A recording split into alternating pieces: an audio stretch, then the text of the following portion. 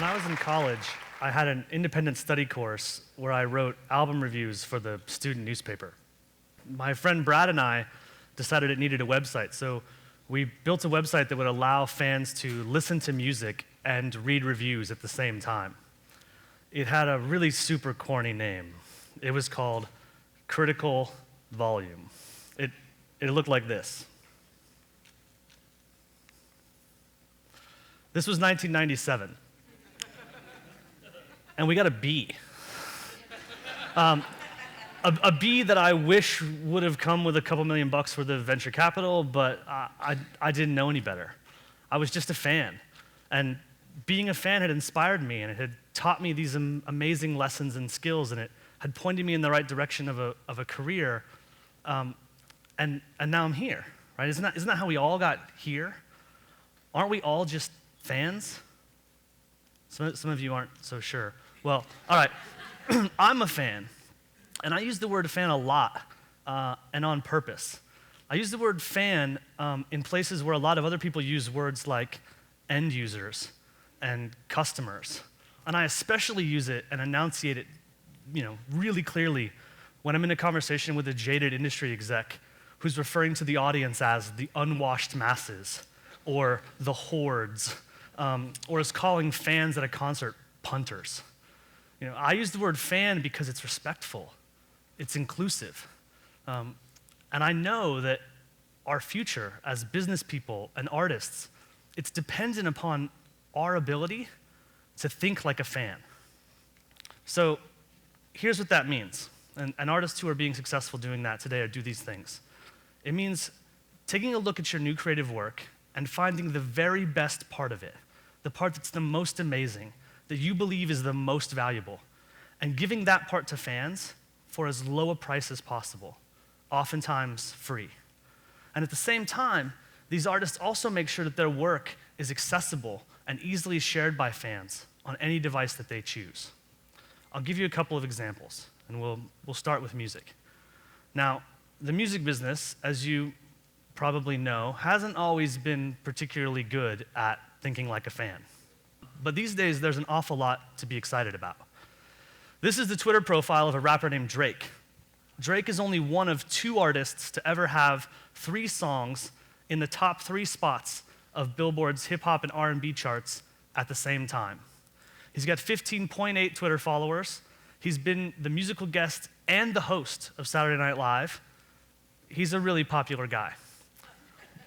But Drake and his team know that even if you're one of the most popular artists on the planet, you are still engaged in a daily battle for fan attention.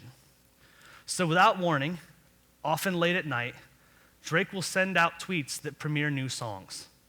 Fans go instantly crazy. They post, they comment, they share with their friends, and they drive those songs, almost every single one of them, into the #1 spot on Billboard's new real-time trending songs chart. In between, he sends out other messages, news updates, pics, links to ticket on sales. He even announced he was hosting the ESPY Awards exclusively in a tweet. But so far this year, he's done this 7 times, and he does it because it engages fans and it makes them pay attention. Those fans are now paying extraordinary attention to the other updates. They're reading every line, they're clicking through every URL. They want to know what's on the other side of those messages from Drake. The last time he did this, about 2 weeks ago, the song I posted is currently being played 500,000 times a day. Actually heard it on the way over here today on the radio.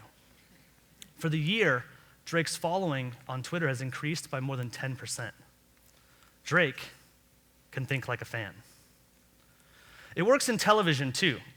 When Jimmy Fallon took over The Tonight Show, he hired a dedicated social media team to do 2 things. 1, create participatory bits where fans could participate and see their jokes on air. And 2, to make sure that the very best parts of every show, those jokes, routines, clips, videos that had the best chance to go viral, were posted online immediately after they aired. A great example of their work is the recurring bit Tonight Show hashtags. Every Wednesday, Jimmy tweets out a topic via hashtag, and you have to be following him to know what it is. And then fans reply back with jokes on that same topic. For Mother's Day, The topic was hashtag mom quotes. And for an hour after Jimmy posted it, it was trending worldwide with 41,000 hilarious responses. My favorite of which is this.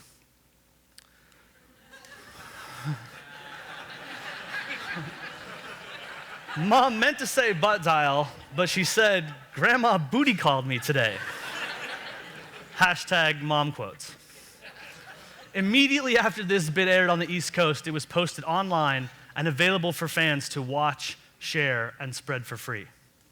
It's a very, very different approach to television.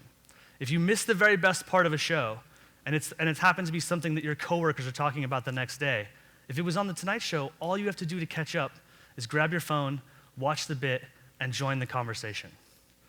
So far this year, The Tonight Show's #1 rating is equal to its next two rivals combined. Jimmy Fallon can think like a fan. In the concert business, anybody in here been to the concert in the last 10 years? In the concert business, there's incredible opportunity for people who can think like a fan.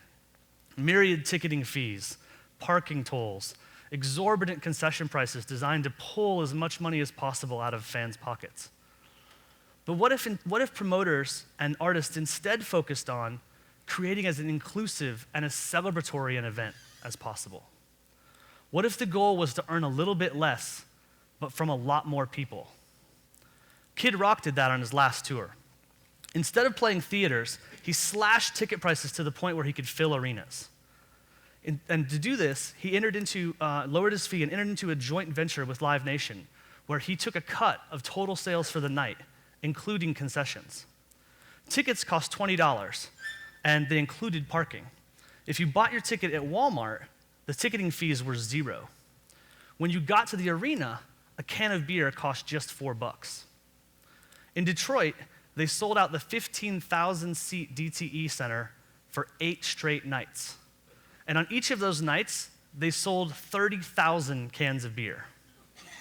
Now, the average beer at a concert costs $8, and a venue will normally sell 2 beers for every 3 attendees. That's about $80,000 a night in beer sales.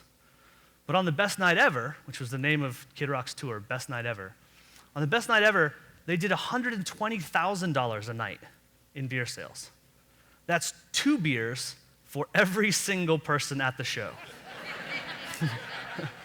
They made $40,000 more by charging less. Kid Rock can think like a fan. And now, I'm going to close by being the first person, and I would bet also the last, to ever compare the wisdom of Kid Rock to the wisdom of the late, great Maya Angelou. Stay with me. Maya Angelou said this: I've learned that people will forget what you said. People will forget what you did. But people will never forget how you made them feel. They'll never forget how you make them feel. How do Drake fans feel when it's so easy to hear new music and share it with friends? How do fans of Jimmy Fallon feel when they know they can watch the best stuff from any show the next day, that night, 2 weeks later, on any device for free? How do Kid Rock fans feel when they know they can get a concert ticket for $20, no parking fees, and then they can go for $4, share a beer with 15,000 of their friends? They don't feel like the unwashed masses. They don't feel like punters.